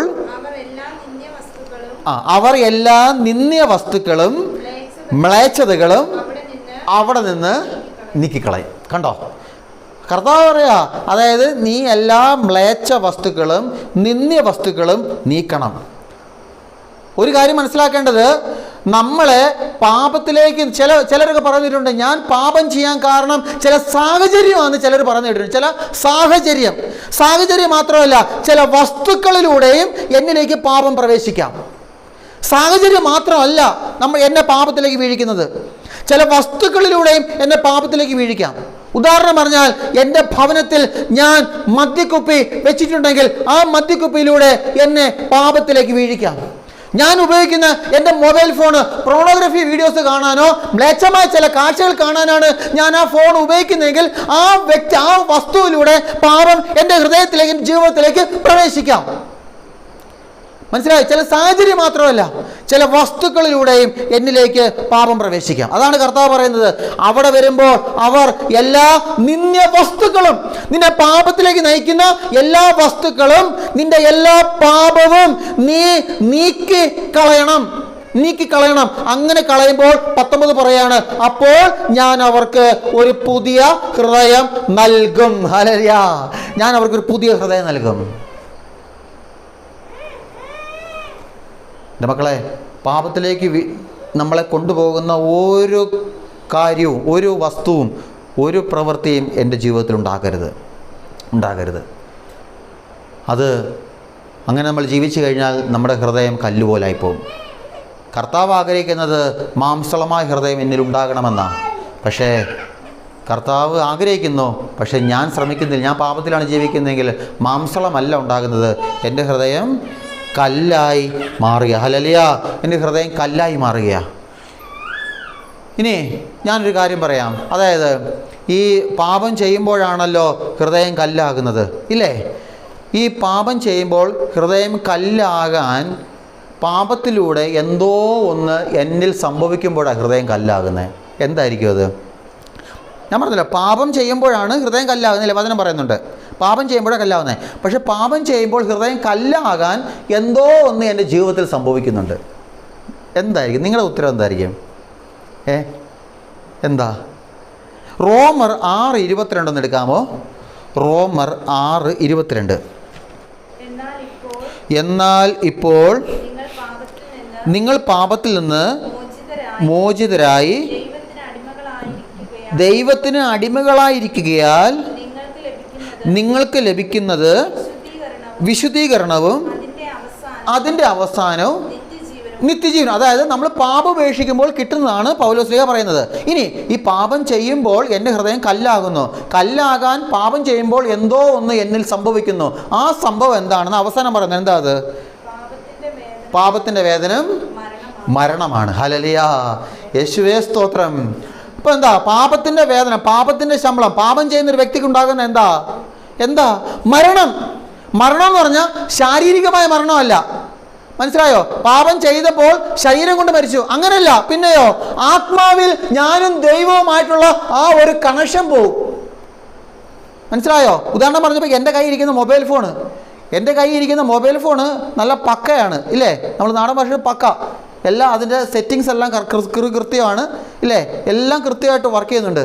പക്ഷേ ആ മൊബൈൽ ഫോണ് അതൊരു മൊബൈൽ ഫോണിൻ്റെ ഉപയോഗത്തിലേക്ക് എത്തുന്നത് എപ്പോഴാ അത് നെറ്റ്വർക്ക് ഇല്ലേ, ടവറുമായിട്ട് അത് ഒന്നാകുമ്പോഴാണ് ഇല്ലേ? ടവറുമായിട്ട് അതിൽ സിമ്മിട്ട് ടവറായിട്ട് ഒന്നാകുമ്പോഴാണ്. അത് ഒന്നാകത്തിടത്തോളം കാലം അത് വെറും ഉപയോഗശൂന്യമാണ്. അതിലെല്ലാം ഉണ്ട്, മനസ്സിലായോ? അതിനകത്ത് സെറ്റിങ്സ് എല്ലാം ഉണ്ട്. വീഡിയോസ് കാണാൻ പറ്റും, ഫോട്ടോസ് കാണാൻ പറ്റും ഇല്ലേ? എല്ലാം ചെയ്യാൻ പറ്റും. പക്ഷേ നെറ്റ്വർക്ക് ഇല്ലെങ്കിലോ, ഒരു ബന്ധമില്ല, ടവറുമായിട്ടൊരു ബന്ധമില്ലെങ്കിലോ ഇല്ലേ? ഇതേപോലെ നമ്മുടെ ജീവിതം. നമ്മൾ പാപം ചെയ്യുമ്പോൾ മക്കളെ നമുക്കെല്ലാം ഉണ്ട്. നമുക്ക് ആരോഗ്യമുണ്ട്, സമ്പത്തുണ്ട്, നമുക്ക് എന്താ പറയുന്നത്, ജീവനുണ്ട്, എല്ലാം ഉണ്ട്. പക്ഷേ ദൈവവുമായിട്ടുള്ള ആ ഒരു ബന്ധം നഷ്ടപ്പെട്ടു പോവുകയാണ്. ആ നഷ്ടപ്പെട്ടു പോകുന്ന ബന്ധത്തെയാണ് പൗലോസ് റോമർ 6:22 എഴുതി വെക്കുന്നത്. മക്കളെ, അത് മരണമാണ്. ഹല്ലേലൂയ. പാപത്തിൻ്റെ വേദന മരണമാണ്. അങ്ങനെ മരിക്കുമ്പോഴാണ് ഒരു വ്യക്തിയുടെ ഹൃദയം കല്ലായിത്തീരുന്നത്. വേറൊരു ഉദാഹരണം പറയാം, കുറച്ചും കൂടെ ഉദാഹരണം പറഞ്ഞാൽ ഇപ്പോൾ എൻ്റെ കാര്യം എടുക്കാം. ഞാൻ മരിച്ചു എന്ന് വെച്ചോ, ഞാൻ മരിച്ചു, സന്തോഷമായില്ലേ? ചിരിക്കുന്നെല്ലാവരും. ഞാൻ മരിച്ചാൽ എൻ്റെ ശരീരത്തിൽ അടുത്ത സംഭവിക്കുന്നത് എന്താ? ഞാൻ മരിച്ചു, അൽഫോൺസ് അച്ഛൻ വടിയായി, കാറ്റുപോയി. അങ്ങനെയാണെങ്കിൽ എൻ്റെ ശരീരത്തിന് അടുത്ത സംഭവിക്കുന്ന മാറ്റം എന്താ? നാറും. അതായത് ഇല്ലേ? റേഷൻ പറഞ്ഞത് ഇപ്പോഴും ഉണ്ടെന്ന്. അത് വൈകുന്നേരം 4 മണി തൊട്ട് റേച്ച എൻ്റെ കൂടെ ഉണ്ടായിരുന്നു, അതുകൊണ്ടായിരിക്കും ഇല്ലേ? ദുർഗന്ധം വമിക്കും ഇല്ലേ? അതായത് ജീർണിക്കും. എന്നാൽ ഈ ജീർണിക്കുന്നതിന് മുൻപ് ശരീരത്തിൽ എന്തെങ്കിലും മാറ്റം ഉണ്ടാകുന്നുണ്ടോ? അതല്ല, ആത്മാവ് വിട്. നിങ്ങൾ ആത്മാവിനെ പിടിക്കാതെ പാവം അത് എങ്ങോട്ടെങ്കിലും പോട്ട്, നിങ്ങൾ ശരീരത്തിൻ്റെ കാര്യം എടുക്ക്. ശരീരം, ഞാൻ മരിച്ചു, എൻ്റെ ശരീരം നേരത്തോട് നേരം കഴിയുമ്പോൾ ജീർണിക്കും, ദുർഗന്ധം വരും. നിങ്ങൾ പറഞ്ഞു ശരിയാ. പക്ഷേ ഈ ജീർണിക്കുന്നതിന് മുൻപ് എൻ്റെ ശരീരത്തിൽ എന്തെങ്കിലും മാറ്റം ഉണ്ടാകുന്നുണ്ടോ? മരവിക്കും. ഹല്ലേലൂയ. അതായത് എന്താ? കല്ല് പോലെയാകും ഇല്ലേ? കല്ല് പോലെയാകും. ഇതാണ് നമ്മുടെ പാപം ചെയ്യുമ്പോൾ. നമ്മൾ പാപം ചെയ്യുമ്പോൾ ഞാൻ മരിക്കും. ഞാൻ മരിച്ചു കഴിയുമ്പോൾ എന്താ സംഭവിക്കുന്നത്? ഞാൻ മരിച്ചു കഴിയുമ്പോൾ എൻ്റെ ഹൃദയം കല്ല് പോലെയാകും. പിന്നീട് എന്താ സംഭവിക്കുന്നത്? കല്ല് പോലെയായിട്ട് എന്താ സംഭവിക്കുന്നത്? പിന്നീട് ഞാൻ മരിച്ചു, എൻ്റെ ശരീരം കല്ല് പോലെയായിട്ട് അടുത്ത പ്രോസസ്സ് എന്താ? അടുത്ത സംഭവിക്കുന്നത് എന്താ? ദുർഗന്ധം വരും ഇല്ലേ? ദുർഗന്ധം വരും. ഞാനൊരു കാര്യം പറയട്ടെ, ഈ ദുർഗന്ധം വരുമ്പോൾ ഞാൻ മൂക്ക് കുത്തുവോ? അയ്യേ എന്തൊരു നാറ്റം. മൂക്ക് കുത്തുവോ? ഇല്ല. വേറെ ആരാ മൂക്ക് കുത്തുന്നേ? എൻ്റെ അടുത്ത് നിൽക്കുന്ന നിങ്ങൾ മൂക്ക് കുത്തും ഇല്ലേ? എന്നെ സംബന്ധിച്ച് ഈ ലോകത്തിൽ എന്നെ ഏറ്റവും കൂടുതൽ സ്നേഹിക്കുന്നത് എൻ്റെ അപ്പനും അമ്മയാണ്. എനിക്കറിയാം, എൻ്റെ അപ്പനും അമ്മയും എന്നെ ഏറ്റവും കൂടുതൽ സ്നേഹിക്കുന്നത്. അത് കഴിഞ്ഞേ ഉള്ളൂ റോസ്മലക്കാരെന്ന് എനിക്കറിയാം. മനസ്സിലായോ? അപ്പോൾ എത്ര വലിയ ഇഷ്ടമുള്ളതല്ലേ. ഞാൻ മരിച്ചു കഴിയുമ്പോൾ എൻ്റെ അമ്മ പറയോ, എൻ്റെ പൊന്നുമോ, എനിക്ക് ഏറ്റവും ഇഷ്ടമുള്ള അവനും എന്നെ ആയിരുന്നു ഇഷ്ടം, അതുകൊണ്ട് അവനെ അടക്കണ്ട, ഇവിടെ കിടത്തിയേക്കെന്ന് പറഞ്ഞ് അങ്ങനെയൊക്കെ പറഞ്ഞ് ചിലപ്പോൾ കിടത്തുമായിരിക്കും. 2 ദിവസം കഴിയുമ്പോൾ ഇതേ അമ്മ തന്നെ പറയും, ഇവനെ എവിടെയെങ്കിലും കൊണ്ട് കുഴിച്ചിട്, ഭയങ്കര നാറ്റം നിൽക്കാൻ വയ്യെന്ന് പറയും ഇല്ലേ? കാരണം എന്താ? ഞാനാണോ മൂക്ക്? എനിക്ക് വലുത് ശല്യം ഉണ്ടായോ? അയ്യെന്ന് പറഞ്ഞാൽ ഞാൻ മൂക്ക് കുത്തിയോ? ഇല്ല. ആര് മൂക്ക് കുത്തി? ചുറ്റുപാടുള്ളവരൊക്കെ മൂക്ക് കുത്തി. ഇതാണ് മക്കളെ നമ്മൾ പാപത്തിൽ ജീവിക്കുമ്പോൾ. എനിക്കൊരു പ്രശ്നമില്ല. ഞാൻ മരിച്ചു, എൻ്റെ ഹൃദയം കല്ലായി. പിന്നീട് എന്ത് സംഭവിക്കും? എന്നിൽ നിന്ന് ദുർഗന്ധം ഉണ്ടാകും. ആ ദുർഗന്ധം എന്ന് പറഞ്ഞാൽ എന്താ? ദുർഗന്ധം എന്ന് പറഞ്ഞാൽ എൻ്റെ ചില പ്രവൃത്തികൾ. ആ പ്രവൃത്തികൾ എനിക്കൊരു പ്രശ്നവും തോന്നില്ല. ഞാൻ വിചാരിക്കും ഞാൻ ഓക്കെയാ, ഞാനാണ് നല്ലവൻ. പക്ഷേ ആ ദുർഗന്ധം അത് ബാക്കിയുള്ളവർക്കാ അതിൻ്റെ പ്രശ്നം ഉണ്ടാകുന്നത്. മനസ്സിലായോ? ഉദാഹരണം പറഞ്ഞാൽ ഇപ്പോൾ വികാരിയായി ഞാൻ മാരകമായ പാപത്തിലാണ് ജീവിക്കുന്നതെങ്കിൽ എനിക്കൊരു പ്രശ്നമില്ല. ഞാൻ ആഘോഷമായിട്ട് കുർബാന കൊല്ലും, ആഘോഷമായി എല്ലാ കാര്യങ്ങളും ചെയ്യും, ചിരിക്കും, സംസാരിക്കും, വർത്തമാനം പറയും. പക്ഷേ അതിൻ്റെ ദുർഗന്ധം നിങ്ങൾക്കാ കിട്ടുന്നത്. നിങ്ങൾക്ക് എങ്ങനെയാണ് കിട്ടുന്നത്? നിങ്ങൾക്ക് എന്നിലൂടെ കിട്ടേണ്ട ദൈവിക നന്മ നിങ്ങൾക്ക് കിട്ടില്ല. അതാണ് ദുർഗന്ധം എന്ന് പറയുന്നത്. മനസ്സിലാവുന്നുണ്ടോ? അതേപോലെ നിന്റെ വീട്ടിൽ നീ ഒരുത്തനോ നീ ഒരുത്തിയോ പാപത്തിലാണ് ജീവിക്കുന്നതെങ്കിൽ നിനക്കൊരു പ്രശ്നവും തോന്നില്ല. പക്ഷേ നിന്റെ ചില സംസാരത്തിലൂടെ, നിന്റെ ചില പ്രവൃത്തിയിലൂടെ, നിന്റെ ചില പെരുമാറ്റത്തിലൂടെ ബാക്കിയുള്ളവർക്ക് അതിന് സഹനം ഉണ്ടാകുന്നത്, ബാക്കിയുള്ളവർക്ക് അതിന് പ്രയാസം ഉണ്ടാകുന്നത്, ദുർഗന്ധം ഉണ്ടാകുന്നത്. അതാ പറയുന്നത്. നമുക്ക് തോന്നില്ല മക്കളെ, നമ്മൾ പാപത്തിൽ വീഴുമ്പോൾ നമുക്കതിൻ്റെ പ്രശ്നമൊന്നും തോന്നില്ല, ബാക്കിയുള്ളവരത് അനുഭവിക്കുന്നത്. അതുകൊണ്ട് എന്ത് ചെയ്യണം? ഞാൻ പാപത്തിൽ വീഴാതെ ജീവിക്കണം. ഹല്ലേലൂയ. നിങ്ങൾക്ക് മനസ്സിലാവുന്നുണ്ടോ? സത്യം പറ, മനസ്സിലാവുന്നുണ്ടോ? അതോ എന്നെ സൂചിപ്പിക്കാൻ വേണ്ടി ഇപ്പോൾ തലവലിക്കുന്നതെന്നോ? കേട്ടോ, നമ്മൾ പാപത്തിൽ വീഴാതെ ജീവിക്കണം. അത് എൻ്റെ കാര്യമാണെങ്കിലും, ഞാൻ നേരത്തെ പറഞ്ഞല്ലോ, ഞാൻ മാരകമായ പാപത്തിലാണ് ജീവിക്കുന്നതെങ്കിൽ ഞാൻ ഇതുപോലെയൊക്കെ വർത്താനമൊക്കെ പറയും, ചിരിക്കും, കളിക്കും, ഇങ്ങനെ തോളത്ത് കൈയിടും, ഷെയ്ക്കാൻ്റെ തരും, നല്ല ഭക്ഷണമൊക്കെ കഴിക്കും, ഷെയ്ക്കാൻ എല്ലാം കൂടെ നടക്കും, എന്തിനും കൂടെ നടക്കും. പക്ഷേ എൻ്റെ ചില വാക്കുകൾ അല്ലേ, ഞാൻ പാപത്തിലായിരിക്കുമ്പോൾ എൻ്റെ ചില പെരുമാറ്റം അത് നിങ്ങളെ വേദനിപ്പിക്കും. മനസ്സിലായി? അപ്പം എനിക്കാണ് പ്രശ്നം, നിങ്ങൾക്കല്ലേ ഉണ്ടായതാ പ്രശ്നം, അതിൻ്റെ പ്രയാസം. അതാ പറയുന്നത്. ഒരിക്കലും ഉണ്ടാകരുത്. ഞാൻ കാരണം ഞാൻ മൂലം ആർക്കും ഒരു ഭാരം ഉണ്ടാകരുത്. ഞാൻ ആർക്കും ഒരു ഭാരം ആകരുത്. മനസ്സിലായോ? ഞാൻ ആർക്കും ഒരു ഭാരം ആകരുത്. അതാണ് ഈശോ നമ്മളിൽ നിന്ന് ആഗ്രഹിക്കുന്നത്. ആർക്കും ഒരു ഭാരം ആകരുത്. നമുക്കൊന്ന് എഴുതി തീർക്കാം. പരിശുദ്ധ അമ്മയുടെ കരങ്ങളിലേക്ക് ജീവിതത്തെ സമർപ്പിച്ചുകൊണ്ട് പ്രാർത്ഥിക്കാം. കൃപ നിറഞ്ഞ മറിയമേ, നിനക്ക് സമാധാനം. ോടുകൂടെ നീ സ്ത്രീകളിൽ അനുഗ്രഹിക്കപ്പെട്ടവളാകുന്നു. നിന്റെ ദുരഫലമാണ് നമ്മുടെ കർത്താവ് യേശു മിശിഹ വാഴ്ത്തപ്പെട്ടവനാകുന്നു. പരിശുദ്ധ മറിയമേ, തമ്പുരാൻ്റെ അമ്മേ, പാപികളായ ഞങ്ങൾക്ക് വേണ്ടി ഇപ്പോഴും ഞങ്ങളുടെ മരണസമയം. നമുക്കിരിക്കാം. 1 തെസ്സലോനിക്ക 2:9 പൗലോസ്ലീഹ തന്നെ പറയുന്നുണ്ട്, ഞാൻ നിങ്ങളിൽ ആർക്കും ഭാരമായി തീരരുത് എന്ന് കരുതി രാപ്പകൽ അധ്വാനിച്ചു. കണ്ടോ, പൗലോസ്ലീഹ പറയാ, ഞാൻ നിങ്ങൾക്ക് ഭാരമാകാതിരിക്കാൻ ഞാൻ രാപ്പകൽ അധ്വാനിച്ചു. അത് നമ്മൾ ആർക്കും ഒരു ഭാരമാകരുത്. മനസ്സിലായി? ഭാരമാകരുത്. അതുപോലെ എൻ്റെ പ്രിയമുള്ള മക്കളെ, നമ്മൾ ഈ ഹൃദയ തിരുനാളിലൂടെ നമ്മൾ യാത്ര ചെയ്യുമ്പോൾ ഒരു കാര്യം നിങ്ങളോട് പറയാനുള്ളത്, ഒരു പക്ഷേ നിങ്ങൾക്ക് തോന്നാം, അപ്പോൾ എൻ്റെ വീട്ടിൽ അല്ലെങ്കിൽ എൻ്റെ കുടുംബത്തിലോ എൻ്റെ ഇടവകയിലോ ഇതേപോലെ മാരക പാപത്തിൽ ജീവിക്കുന്നവരുണ്ട്. അവരെ അപ്പം ഞാൻ എന്ത് ചെയ്യും? അവരെ എന്ത് ചെയ്യും? സത്യം പറഞ്ഞ് എന്ത് ചെയ്യും? ഇപ്പം നിങ്ങളുടെ വികാരി അച്ഛൻ നിങ്ങൾക്ക് സന്തോഷിക്കാൻ വേണ്ടി എൻ്റെ കാര്യം ഇങ്ങനെ പറയുന്നത്, ഞാൻ മാരകമായ പാപത്തിലാണ് ജീവിക്കുന്നതെന്ന് വെച്ചോ, നിങ്ങൾ എന്ത് ചെയ്യണം? ഒരു വെള്ള പേപ്പർ എടുക്കണം. പിതാവിന് to his beatitude Moran Mor Baselios cardinal Cleemis catholicos, അല്ലേ? പിതാവേ, ഞങ്ങളുടെ വികാരി അച്ഛൻ അതുകൊണ്ട് പറഞ്ഞു വിടണം. ആണോ? എന്ത് ചെയ്യണം? ഞാനിപ്പം നമ്മൾ ചിന്തിക്കും, നമ്മുടെ കുടുംബത്തിൽ ആരെങ്കിലും ഇതേപോലെ മാരക പാപത്തിലുണ്ട്, നമ്മളെന്ത് ചെയ്യണം? പ്രാർത്ഥിക്കണം. ഹല്ലേലൂയ. ആ പ്രാർത്ഥനയ്ക്കൊരു പേരുണ്ട്. ആ പ്രാർത്ഥനയ്ക്ക് എന്നാ പേരാ കൊടുക്കാൻ പറ്റും? മധ്യസ്ഥ പ്രാർത്ഥന. മധ്യസ്ഥം പ്രാർത്ഥിക്കണം ആ വ്യക്തിക്ക് വേണ്ടി. മനസ്സിലായോ? ആ വ്യക്തിക്ക് വേണ്ടി മധ്യസ്ഥം പ്രാർത്ഥിക്കണം. അതായത് ലൂക്കോസ് 22:31-32 ഒന്നെടുക്കാമോ? മധ്യസ്ഥ പ്രാർത്ഥന വേണ്ട എന്നൊക്കെ പറയുന്ന ചില വ്യക്തികളുണ്ടല്ലോ, അവരൊക്കെ കേൾക്കാൻ വേണ്ടിയാണ് പറയാൻ പോകുന്നത്. മധ്യസ്ഥ പ്രാർത്ഥന വേണ്ട, എല്ലാം നേരിട്ടങ്ങ് പറഞ്ഞാൽ മതി എന്ന് പറയുന്നവരുണ്ട്. ഓക്കെ, അവരങ്ങനെ പറഞ്ഞോട്ടെ, നമ്മൾ തിരുത്താനൊന്നും വേണ്ട, അതെന്തെങ്കിലും തമ്പുരാൻ തിരുത്തിക്കോളും. ഓക്കെ, അപ്പം നമ്മൾ അവർ കേൾക്കാൻ വേണ്ടിയും കൂടെ പറയുക. ലൂക്കോസ് 22:31-32 അവിടെ ഈശോ ശിമയോൻ പത്രോസിനോട് പറയുന്നൊരു വചനമാണ്. ശിമയോൻ, ശിമയോൻ, ഇതാ സാത്താൻ നിങ്ങളെ ഗോതമ്പ് പോലെ പാറ്റാൻ ഉദ്യമിച്ചു, എന്നാൽ നിന്റെ വിശ്വാസം ക്ഷയിക്കാതിരിക്കാൻ ഞാൻ നിനക്ക് വേണ്ടി പ്രാർത്ഥിച്ചു.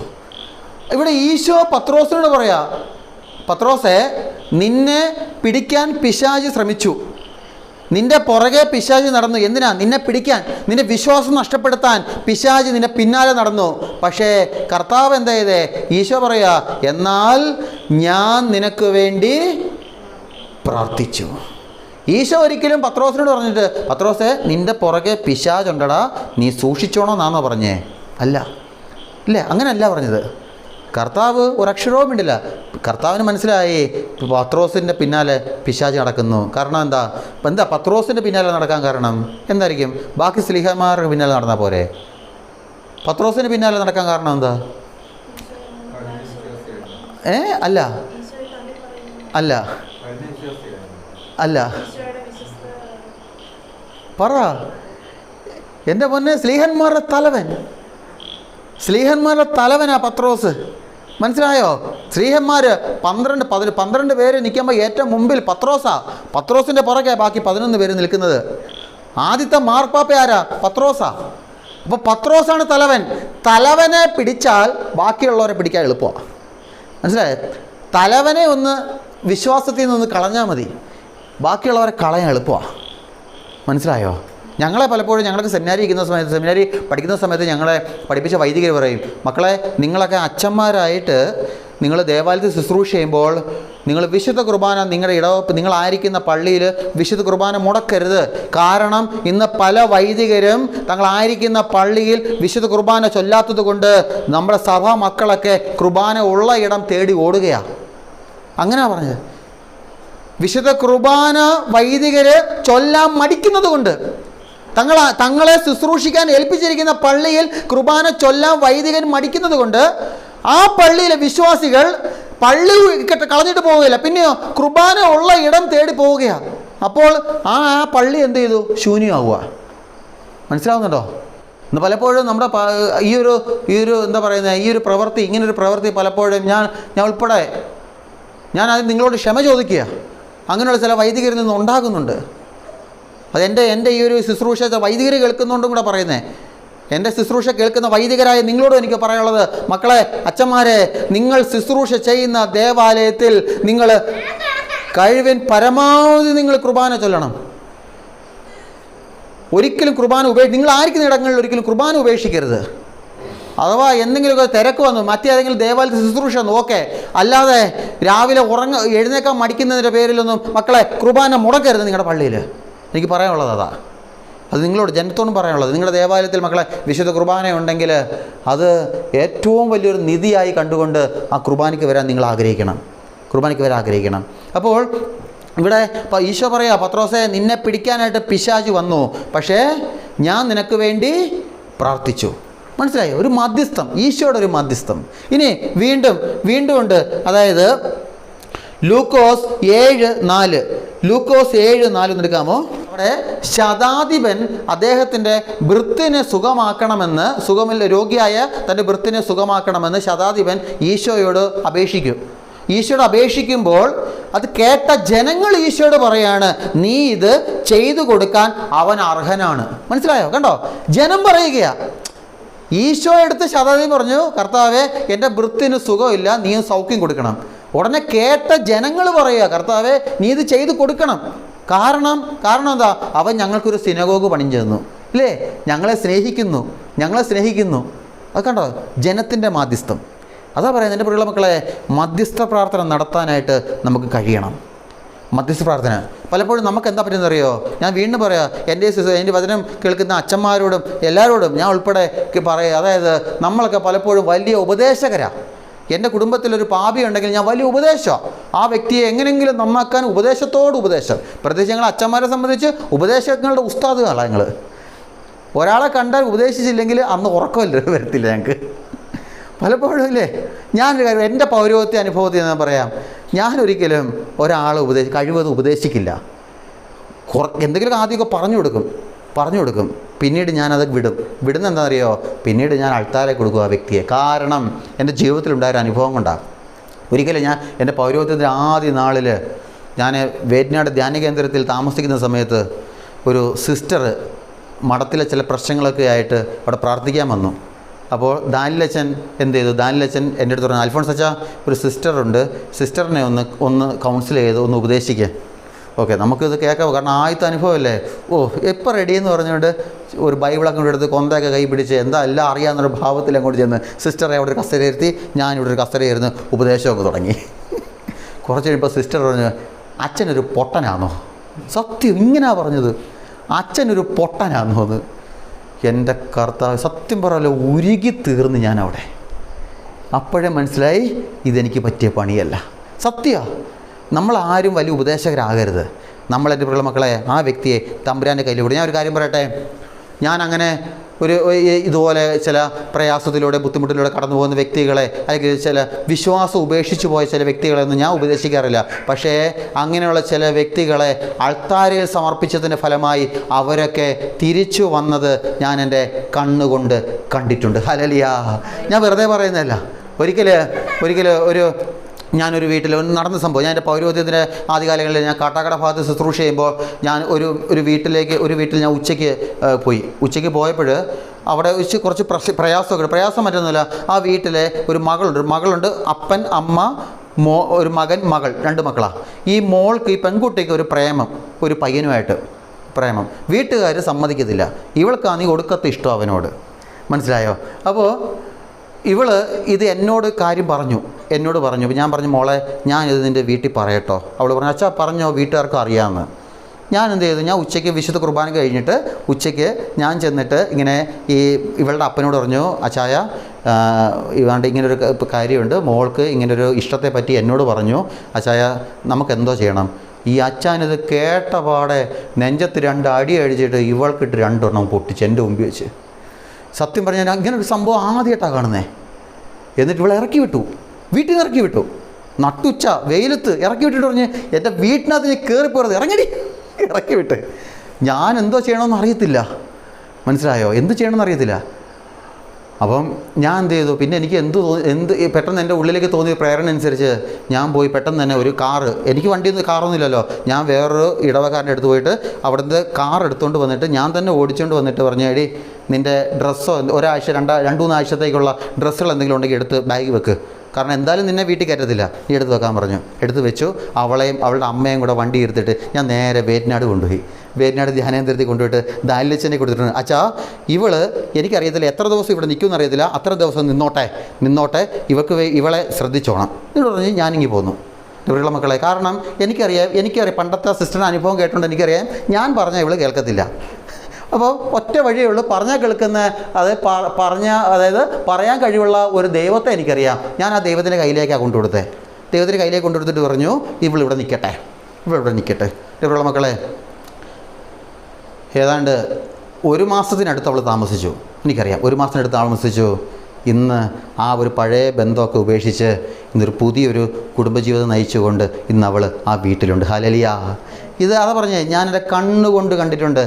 ഞാൻ ഉപദേശിച്ചിട്ട് ഇന്നേ അവരെ ഒരുത്തം പോലും നന്നായിട്ടില്ല, ചീത്തയെങ്കിലേ ഉള്ളൂ.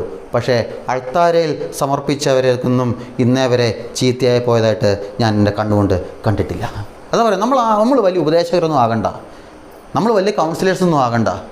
നമ്മൾ ബലിപീഠത്തിൽ കൊടുക്കുക, ഈശോയിലേക്ക് കൊടുക്കുക, ഈശോയുടെ കൈ കൊടുക്കുക, ബാക്കി ഈശോ നോക്കിക്കോളും. ഹല്ലേലൂയ. ഈശോ നോക്കിക്കോളും. നമുക്കൊന്ന് എഴുന്നേറ്റ് നിൽക്കാം. മടുത്തോ? പോകാറായോ? എത്ര മണിയായി? 7:40. നിർത്തണോ? ഒരു പാട്ട് പാടാമോ? പരിശുദ്ധ അമ്മയുടെ മധ്യസ്ഥം തേടാൻ കൃപ നിറഞ്ഞ മറിയമേ, നിനക്ക് സമാധാനം.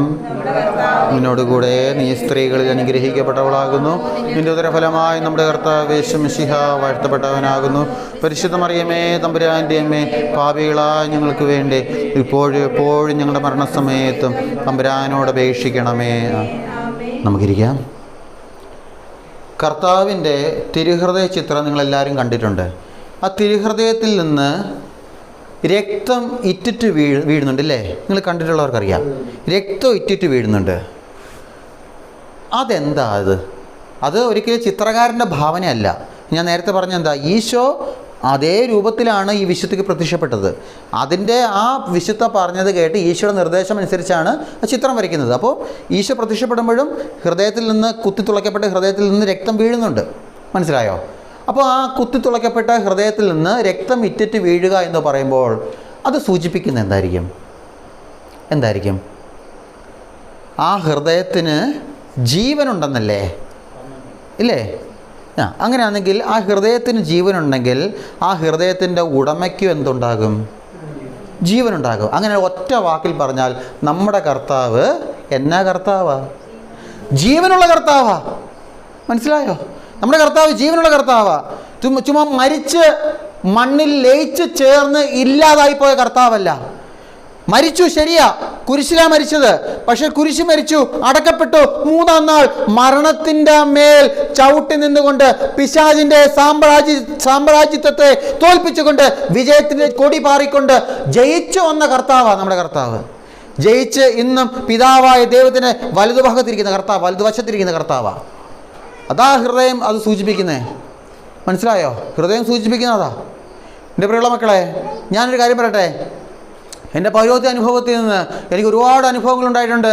ജീവനുള്ള ദൈവത്തിന് ഒരുപാട് അനുഭവങ്ങൾ ഉണ്ടായിട്ടുണ്ട്. രണ്ട് കാര്യങ്ങൾ ഞാൻ പറയാം. രണ്ട് കാര്യങ്ങൾ പറയാൻ കാരണം പെട്ടെന്ന് എൻ്റെ മനസ്സിലേക്ക് വന്നതാണ്. അതായത് ഈ കുറച്ച് ദിവസങ്ങൾക്ക് മുമ്പ് എൻ്റെ മനസ്സിന് ഭയങ്കര ഭാരം എന്ന് വെച്ചാൽ ഒരു വലിയൊരു സംഘർഷത്തിലൂടെ ഞാൻ കടന്നുപോയേ. സംഘർഷം എന്ന് പറഞ്ഞാൽ നാട്ടുകാരോട് അടിയുണ്ടാക്കുന്നതല്ല. അതായത് ഒരു സന്തോഷമില്ല, ഭയങ്കര ഒരു സങ്കടം, ചില പ്രയാസങ്ങൾ, അത് പറയാൻ എനിക്ക് പറ്റില്ല. പക്ഷേ അങ്ങനെ ചില ഒരു സങ്കടാവസ്ഥയിലൂടെ കടന്നുപോയ സമയത്ത് ഞാൻ ചെയ്തതാണ് നിങ്ങളോട് പറയുന്നത്. അതായത് ഞാൻ ഈ അടുത്ത് സംഭവിച്ചതാ. ഞാൻ ഒരിക്കൽ വിശുദ്ധ കുർബാന ചൊല്ലാൻ അൾത്താരെ കയറിയിട്ട് ഞാൻ അൾത്താരെ കൈവച്ചുകൊണ്ട് ഞാനിങ്ങനെ പറഞ്ഞു, നീ ഒരിക്കലും ജീവനുള്ള ദൈവമല്ല. ഈ ഇടയ്ക്ക് നടന്നതാണ്. നീ ഒരു ജീവനുള്ള ദൈവമല്ല. കാരണം നാളുകളേറെ 3, 4, 5 വർഷമായി ഞാനൊരു പ്രയാസത്തിലൂടെ ജീവിക്കുന്നത്. ഇപ്പോഴൊരു പ്രയാസത്തിലൂടെ കഴിഞ്ഞ 5 വർഷമായിട്ട് ജീവിക്കുന്നുണ്ട്. കഴിഞ്ഞ 3 വർഷം ഞാൻ അച്ഛനായിട്ട് 3 വർഷമായി. ഈ 3 വർഷമായിട്ട് ഞാൻ ചൊല്ലുന്ന കുർബാനയിൽ ഞാൻ ഈ നിയോഗം പറയുന്നുണ്ട്. പക്ഷെ ഇന്നേ വരെ ആ പ്രയാസം ജീവിതത്തിൽ നിന്ന് മാറിയിട്ടില്ല. അതുകൊണ്ട് ഞാൻ പറയുന്നു, നിനക്ക് ജീവനില്ല, നീ ജീവനില്ലാത്തൊരു ദൈവം, നീ മരിച്ചതാ. എന്നിട്ട് ഞാൻ പറഞ്ഞു, ഞാൻ കുർബാന ചൊല്ലുന്ന സമയത്ത് ഞാൻ ഇങ്ങനെ പറഞ്ഞേ, കർത്താവേ, ഈ കുർബാന എന്ന് പറയുന്നത് ഇതൊരു അച്ഛൻ്റെ ജോലിയായിട്ടാണ് ഞാൻ കാണുന്നത്. ഈ കുർബാനയിൽ നീ ഇല്ല, പക്ഷെ ഞാനിത് ചൊല്ലും, കാരണം ഇതെൻ്റെ ജോലിയാണ്. ഞാൻ അങ്ങനെ പറഞ്ഞ് ഞാൻ കുർബാന ചൊല്ലി. പ്രിയമുള്ള മക്കളെ, അതിനുശേഷം എനിക്കൊരു ഭാരം എനിക്ക് പിന്നെ അതിനുശേഷം അതിനേക്കാളും വല്ലാത്തൊരവസ്ഥയിലൂടെയാണ് ഞാൻ ഓടിപ്പോയെന്ന് പറയാം. പിന്നീട് എനിക്ക് ഉള്ളിൽ ഒരു പ്രേരണയാണ് കുമ്പസാരി. കാരണം പിന്നീട് എനിക്ക് ഒരു സമാധാനം കിട്ടുന്നില്ല, രാത്രി ഉറക്കം കിട്ടുന്നില്ല, ഒരു സമാധാനമില്ല. അവസാനം ഞാൻ പോയി കുമ്പസാരിച്ചു. ഈ പാപങ്ങൾ ഏറ്റുപറഞ്ഞ് ഞാൻ കുമ്പസാരിച്ച് കഴിഞ്ഞപ്പോൾ പ്രിയമുള്ള മക്കളെ, എൻ്റെ ജീവിതത്തിൽ തമ്പുരാൻ എൻ്റെ ജീവിതത്തിൽ തന്ന 2 അനുഭവങ്ങൾ എനിക്ക് കാണിച്ചു തന്നു. അതായത്, കൊച്ചേ, ഞാൻ ജീവനുള്ള ദൈവമാടാ എന്ന 2 അനുഭവം ഈശോ എനിക്ക് കാണിച്ചു തന്നു. ഞാനത് പറയാൻ പോവാം. ഒന്നാമത്തെ അനുഭവം എങ്ങനെയാണ്? ഒന്നാമത്തെ അനുഭവം, ഞാൻ എൻ്റെ ആദ്യകാലങ്ങളിൽ ഞാൻ പൗരോഹിത്യം സ്വീകരിച്ച് ആദ്യകാലങ്ങളിൽ കുർബാന ചൊല്ലുന്ന സമയത്ത് കുർബാന തക്സലില്ലാത്ത ഒരു പ്രാർത്ഥന ഞാൻ ചൊല്ലുമായിരുന്നു. ആ പ്രാർത്ഥന എങ്ങനെയാണ്? കർത്താവേ, എനിക്കറിയാം, ആദ്യകാലങ്ങളിലാണ്, എനിക്കറിയാം ഈ അപ്പം ഇത് നിൻ്റെ ശരീരമാണ്, ഈ വീഞ്ഞ് ഇതിൻ്റെ രക്തമാണ്, എനിക്കറിയാം. ലോകത്തിൽ അനേക സ്ഥലങ്ങളിൽ നീ ഇത് ഈ വിശുദ്ധ കുർബാന, ഈ അപ്പവും ഈ രക്തവും നിന്റെ യഥാർത്ഥ ശരീര രക്തവുമായിട്ടുണ്ട്, എനിക്കറിയാം, വിശ്വാസമുണ്ട്, ഞാൻ കണ്ടിട്ടുണ്ട്. പക്ഷേ ഇത് എൻ്റെ മുമ്പിൽ അങ്ങനെ ഒന്നായിത്തീരണം. എൻ്റെ പ്രാർത്ഥന എങ്ങനെയാണ്? ലോകത്തിൽ അനേക സ്ഥലങ്ങളിൽ, അനേക ദേവാലയങ്ങളിൽ വിശുദ്ധ കുർബാന യഥാർത്ഥ ശരീരമായിട്ട് മാറിയിട്ടുണ്ട്, ഈശോയുടെ യഥാർത്ഥ രക്തമായി മാറിയിട്ടുണ്ട്, ഒരുപാട് മാറിയിട്ടുണ്ട് സ്ഥലങ്ങളിൽ. പക്ഷേ എൻ്റെ മുമ്പിൽ മാറിയിട്ടില്ല. പക്ഷേ എനിക്കത് കാണണം. ഞാനങ്ങനെ പ്രാർത്ഥിച്ചു. ആദ്യകാലങ്ങളിൽ എല്ലാ കുർബാനയിലും ഞാൻ പ്രാർത്ഥിക്കും, കർത്താവേ, അതായത് ഓസ്തി വീഞ്ഞും എടുത്തിട്ട് ഞാൻ ഇങ്ങനെ പറയും, കർത്താവേ, ഇത് നിൻ്റെ യഥാർത്ഥ ശരീരവും യഥാർത്ഥ രക്തവുമാകാമോ? ഞാൻ പ്രാർത്ഥിക്കുമായിരുന്നു. പക്ഷേ പ്രാർത്ഥിക്കുന്നതല്ലാതെ ഇത് സംഭവിക്കുന്നുണ്ട്, നമുക്ക് കാണാൻ പറ്റുന്നില്ല. ഞാൻ ചോദിക്കുന്നത്, ഇത് എനിക്ക് കാണണം, അത്രയേ ഉള്ളൂ, കാണണം എനിക്ക്. പക്ഷേ ഇത് കാണാൻ പറ്റുന്നില്ല, സംഭവിക്കുന്നുണ്ട്, കാണാൻ പറ്റുന്നില്ലെന്നേ ഉള്ളൂ. കുറേ നാൾ കഴിഞ്ഞപ്പോൾ സാധാരണ നമ്മൾ മനുഷ്യർ ഒരു പ്രാർത്ഥന പ്രാർത്ഥിക്കുമ്പോൾ ഒരു സംഭവം നമ്മുടെ ഒരു നിയോഗം കിട്ടാതിരുന്ന് നമ്മൾ എന്ത് ചെയ്യും? നിർത്തും. ഞാനൊന്ന് നിർത്തി ആ പ്രാർത്ഥന. മനസ്സിലായോ? എനിക്കറിയാം സംഭവം വിശുദ്ധ കുർബാനയാണ്, ഈശ്വര ശരീര രക്തവും തന്നെയാണെന്ന് എനിക്കറിയാം. പക്ഷെ ഞാൻ കാണുന്നില്ല, എനിക്ക് കാണാൻ പറ്റുന്നില്ല. ഞാൻ ആ പ്രാർത്ഥന നിർത്തി. ഏതാണ്ട് കുറേ ദിവസങ്ങൾ കഴിഞ്ഞപ്പോൾ ഒരിക്കൽ ഒരു വീട്ടിൽ ഞാൻ ഉച്ചയ്ക്ക് ഭക്ഷണം കഴിക്കാൻ കഴിക്കുന്ന സമയത്ത് ആ വീട്ടിലെ ഒരു പ്രായമായൊരു അമ്മ എന്നോട് പറഞ്ഞു, അച്ഛൻ ഇന്ന് കുർബാന ചൊല്ലുന്ന സമയത്ത് ഞാൻ കഴിഞ്ഞ കുറേ വർഷങ്ങളായിട്ട് ഞാനൊരു നിയോഗം സമർപ്പിക്കുമായിരുന്നു കുർബാനയിൽ. എല്ലാ കുർബാനയും സമർപ്പിക്കും. അതായത് ആ അമ്മയുടെ ബന്ധത്തിലുള്ള ഒരു മകൾക്ക് വിവാഹം കഴിഞ്ഞിട്ട് കുഞ്ഞുങ്ങളായിട്ടില്ല. കുഞ്ഞുങ്ങളായിട്ടില്ല, വർഷങ്ങളായി കുഞ്ഞുങ്ങളില്ല. അപ്പോൾ ഒരു കുഞ്ഞിനെ കൊടുക്കണമേ എന്ന് ഞാൻ എല്ലാ കുർബാനയിലും പ്രാർത്ഥിക്കുമായിരുന്നു. ഇന്ന് അച്ഛാ ഞായറാഴ്ച അച്ഛൻ കുർബാന ചൊല്ലുന്ന സമയത്ത് അച്ഛനിങ്ങനെ കാസയും പീലാസയും എടുത്ത് ഇങ്ങനെ ഉയർത്തുമ്പോൾ ഞാൻ നോക്കുമ്പോൾ അച്ഛാ കാസയിൽ നിന്ന് ഒരു കുഞ്ഞിങ്ങനെ മേലോട്ട് വരുന്നത് ഈശോ എന്നെ കാണിച്ചെന്ന് പറഞ്ഞ്.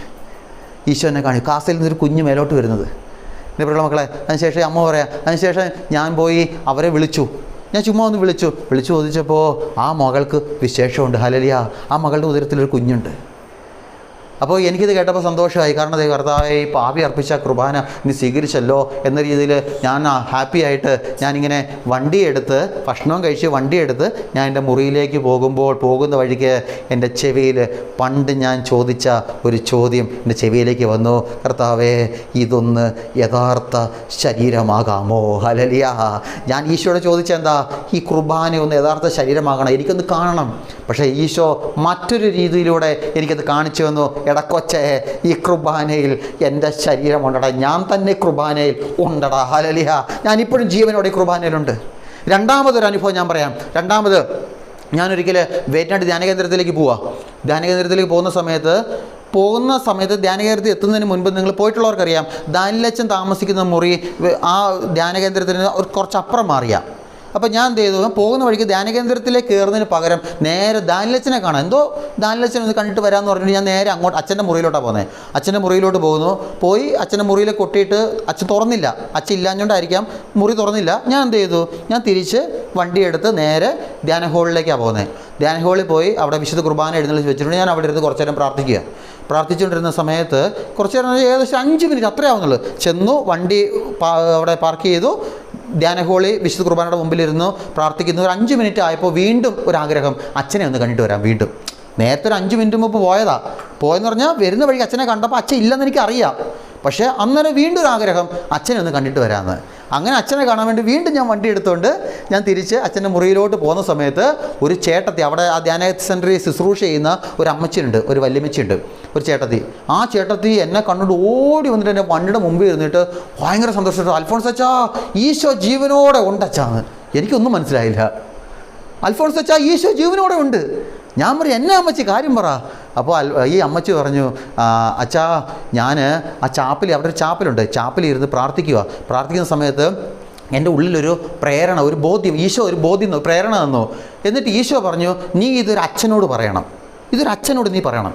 അപ്പോൾ ഈ അമ്മ ചോദിച്ചു, ഈശോ ഇത് ഏതച്ഛനോട്? അപ്പം പറഞ്ഞ് ഇവിടെ ശുശ്രൂഷ ചെയ്യുന്ന അച്ഛന്മാരോട് പറയണം, ഒരച്ഛനോട് പറയണം. അപ്പോൾ ഈ അമ്മ പറഞ്ഞു, ഈശോയെ, ഇവിടെ ശുശ്രൂഷ ചെയ്യുന്ന അച്ഛന്മാരിൽ ഏതച്ഛനോട് പറയണം? ഇവിടെ ശുശ്രൂഷ ചെയ്യുന്ന അച്ഛന്മാരുണ്ട്, ഏതച്ഛനോട് പറയണം എനിക്കറിയില്ല എന്ന് പറഞ്ഞുകൊണ്ട് ഈ അമ്മ എന്താ പറയുക, അമ്മ അവിടെ ശുശ്രൂഷ ചെയ്യുന്ന എല്ലാ അച്ഛന്മാരുടെയും പേര് നറുക്കിട്ടു. ദാനിലച്ഛനെ, ആദർശൻ, എല്ലാവരുടെയും പേരിട്ട് കൂട്ടി എൻ്റെ പേരും എഴുതി. മനസ്സിലായോ? എന്നിട്ട് നറുക്കിട്ടിട്ട് കിട്ടിയത് എൻ്റെ പേര്. വെറുതെ പറഞ്ഞു, നടന്ന സംഭവം പറയുന്നത്. എൻ്റെ പേരാണ് കിട്ടുന്നത്. സ്വാഭാവികമായിട്ടും എൻ്റെ പേര് കിട്ടുമ്പോൾ ആർക്കാലും ഒരു സംശയം തോന്നും. ഈ അമ്മയും പാവപ്പെട്ടൊരമ്മ, ഈശോയെ ഈ അച്ഛനാണോ? അപ്പോൾ ഈശോ പറഞ്ഞു, അൽഫോൺസ് അച്ഛനോട് പറയണം. ഉടനെ ഈ ചേച്ചിക്ക് വിശ്വാസം വരുന്നില്ല. കാരണം ചേച്ചി പ്രതീക്ഷിച്ച ആരെയാ? ദാനിലച്ഛനെയാ. പക്ഷെ കിട്ടിയത് ആരെയാ? അൽഫോൺസ് അച്ഛനെയാ. അപ്പോൾ ചേച്ചി പറഞ്ഞു, ഈശോ, നീ പറയുന്നതാണെങ്കിൽ അൽഫോൺസ് അച്ഛനെ എൻ്റെ മുമ്പിൽ കാണിച്ചു തരണം. ഇതാണ് ചേച്ചിയുടെ ആവശ്യം. ഈ സമയത്താണ് എന്തോ ഒരു പ്രേരണ തോന്നി ഞാൻ അവിടെ നിന്ന് ഇറങ്ങി വരുന്നത്. ഈ ചേച്ചി പറഞ്ഞതാ, ഈശോ അൽഫോൺസ് അച്ഛനോടാണ് ഇത് പറയുന്നത് എന്ന് നീ ആഗ്രഹിക്കുന്നെങ്കിൽ അൽഫോൺസ് അച്ഛനെ എൻ്റെ മുമ്പിൽ കൊണ്ടുവരണം, എനിക്ക് കാണണം. ചേച്ചി ഇത് പറഞ്ഞുകൊണ്ട് ചാപ്പൽ തുറന്ന് പുറത്തേക്ക് ഇറങ്ങുമ്പോൾ ഞാൻ അവിടെ നിന്ന് ഇങ്ങനെ വരുന്നത്. ഹല്ലേലൂയ. ഇതാ പറയുന്നത് എൻ്റെ പ്രിയമുള്ള മക്കളെ, ഒരുപക്ഷെ കേൾക്കുന്നവർക്ക് തോന്നുന്നു അതൊക്കെ യാദൃച്ഛികമായിട്ട് സംഭവിക്കുന്നത്. ശരിയാ. പക്ഷേ എനിക്ക് മനസ്സിലായെന്നറിയോ, യാദൃച്ഛികമാകുന്നത് എങ്ങനെയാണ്? കാരണം ഓൾറെഡി 5 മിനിറ്റ് മുമ്പ് ഞാൻ ദാനിലച്ഛനെ കാണാൻ പോയത് അച്ഛനെ ഇല്ലെന്ന് എനിക്ക് അറിയാവുന്നതാണ്. എന്നിട്ട് ഞാൻ വീണ്ടും പോയത് എന്തുകൊണ്ടാണ്? പോയത് ഈശോ ഈ വ്യക്തിയിൽ പ്രവർത്തിച്ചതുകൊണ്ടാണ്. അതായത് ചുരുക്കി പറഞ്ഞാൽ ഈശോ ജീവനുള്ള ദൈവമാണെന്ന് എനിക്ക് പറഞ്ഞു തരിക. ഹല്ലേലൂയ. എൻ്റെ മക്കളെ, ഞാൻ ആ അവസ്ഥയിലൂടെ കടന്നുപോയ സമയത്ത് കുമ്പസാരം കഴിഞ്ഞപ്പോൾ ഈ 2 സംഭവങ്ങളാണ് കർത്താവിനെ കാണിച്ചു തന്നത്. കൊച്ചേ, അൽഫോൺസേ, ഞാൻ ഇന്നും ജീവനോടെ ഉണ്ടടാ. എനിക്ക് എൻ്റെ മുമ്പിൽ ഇരിക്കുന്ന നിങ്ങളോടും പറയാനുള്ളത്, നമ്മൾ പ്രാർത്ഥിക്കുന്നത് ഒരിക്കലും മരിച്ച് മണ്ണടിഞ്ഞു പോയ ദൈവത്തോടല്ല, നിൻ്റെ പ്രാർത്ഥന കേൾക്കാത്ത ദൈവത്തോടല്ല, നീ പ്രാർത്ഥിക്കുമ്പോൾ പുറങ്കാലുകൊണ്ട് തൊഴിച്ച് നിന്നെ കളയുന്ന ദൈവത്തോടല്ല, നീ പ്രാർത്ഥിക്കുമ്പോൾ നിന്റെ പ്രാർത്ഥന കേട്ട് സ്വർഗം തുറന്ന് ഞാൻ നിന്റെ കൂടെയുണ്ട്, ഭയപ്പെടേണ്ട, ഞാൻ നിന്റെ കൂടെയുണ്ടെന്ന് പറയുന്ന ദൈവമാണ്. ആ ദൈവമാ തൻ്റെ ഹൃദയം കാണിച്ചുകൊണ്ട് പറയുന്നത്, കണ്ടോ ഇറ്റിറ്റ് വീഴുന്ന രക്തത്തുള്ളികൾ കണ്ടോ, ഞാനിപ്പോഴും ജീവനോടെയുണ്ട്. അതുകൊണ്ട് ഒരിക്കലും മക്കളെ ഈ ദൈവത്തെ ഉപേക്ഷിക്കരുത് കേട്ടോ, ദൈവത്തെ ഉപേക്ഷിക്കരുത്. നമ്മൾ തുടർന്ന് വിശുദ്ധ കുർബാനയുടെ ആരാധനയിലേക്ക് പ്രവേശിക്കുക. ഒരുപാട് കാര്യങ്ങൾ ഞാൻ ഇങ്ങനെ എഴുതി വെച്ചിട്ടുണ്ട്, കുറേ കാര്യങ്ങൾ പറയാം. പക്ഷേ ഇത് പറയാൻ പോയാൽ നിങ്ങൾ വീട്ടിൽ പോകുമ്പോൾ താമസിക്കും. അതുകൊണ്ട് പെട്ടെന്ന് നിർത്തുക. നമ്മൾ വിശുദ്ധ കുർബാന ആരാധനയിലേക്ക് നമ്മൾ പ്രവേശിക്കുമ്പോൾ നമ്മളിങ്ങനെ പ്രാർത്ഥിക്കണം, കർത്താവേ എൻ്റെ ഹൃദയം നിൻ്റെ ഹൃദയത്തിന് ഒത്തതാക്കി മാറ്റണമേ. നമുക്ക് ആരാധനയിലേക്ക് പ്രവേശിക്കാം.